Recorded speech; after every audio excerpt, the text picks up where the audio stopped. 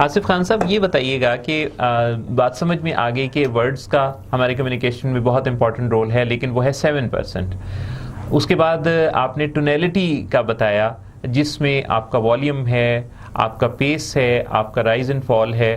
تو یہ جو رول ہے یہ آپ نے بتایا کہ یہ ہے 38%. جی رائٹ، وہ کہ آپ نے مجھے آف ایئر بتایا 38%، لیکن میں نے اسے ایئر کر دیا. اب جو باقی بچا وہ ہے 55%. تو یہ کیا ہے؟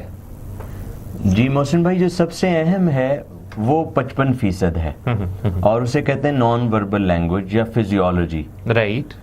ہم کئی بار گفتگو نہیں کرتے، لیکن ہم وہ گفتگو کر رہے ہوتے ہیں جو ہم گفتگو سے بھی نہیں کرتے. صحیح.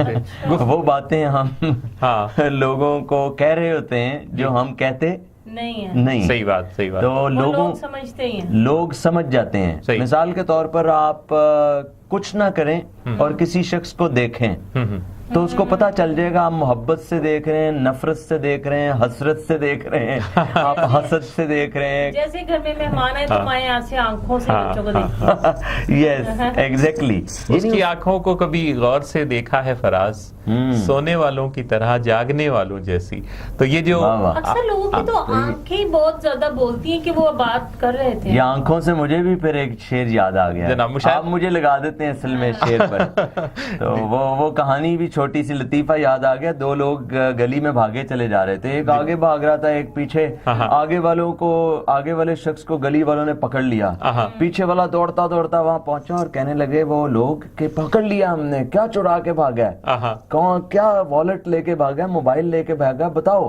تو وہ پیچھے والا شخص کہنے لگا کہ یہ کچھ لے کے نہیں بھاگا، اپنا شعر سنا گیا، میرا سن ہی نہیں رہا. تو میں نے کہا مجھے بھی آنکھوں کی بات چل رہی ہے جناب. تو آنکھوں میں رہا دل میں اتر کر نہیں دیکھا.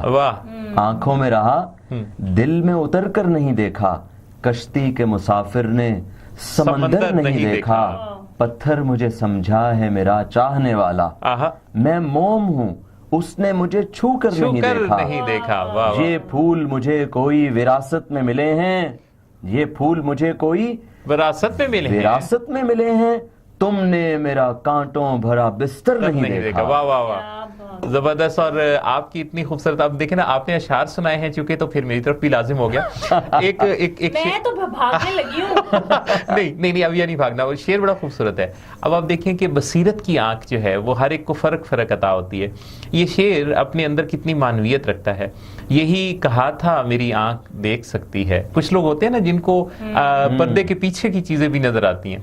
یہی کہا تھا میری آنکھ دیکھ سکتی ہے، تو مجھ پہ ٹوٹ پڑا سارا شہر نابینا. کیا بات ہے. اور پھر مجھے بھی آ گیا ہے شعر. جی ہاں آنے نے دعا مانگی تھی پھولوں کی، آنکھوں میں موتیا اتر آیا.